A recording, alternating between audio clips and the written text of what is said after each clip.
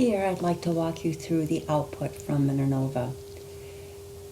The first table are these descriptive statistics, much as we looked at for the independent sample t-test. So here we see the mean for each of these four groups, the standard deviation, and these other variables that we saw. And I think it allows you to eyeball, once again, these means, and we can see right away a much smaller mean for this group with 7 soya meals, and also, as we would expect, a smaller standard deviation. Here we're seeing the results for that comparison across these 4 groups.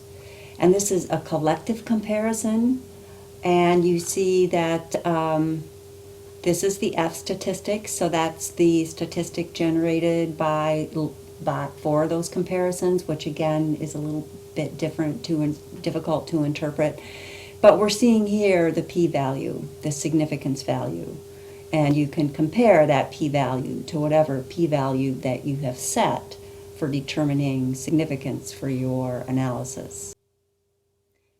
Now let's take a look at this third, more complicated table. And here we're looking at comparisons between each and every one of these groups. So we're looking at this group that had no soya meals, and we're comparing it to this group, and this group. And so it does this for each and every one. And we requested 2 different types of comparison. One is called least significant differences, shortened as LSD, and the other one has what we call these Bonferroni corrections, because we're making multiple comparisons. So in terms of type 1 error, if you are using the same data to make multiple comparisons, the idea is that there's a greater chance of just randomly having one of these comparisons be different.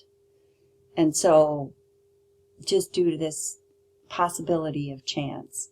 So with multiple comparisons, to correct for that random chance of finding a difference, you statistically control for that to decrease type 1 error, finding a difference when there really is not a difference.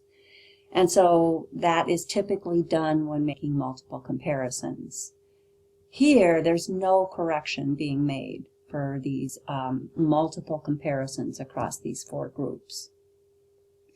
And I've asked you in the assignment to look at the differences in the significance of these comparisons across these 2 groups to gain an understanding of what that means when you make those corrections.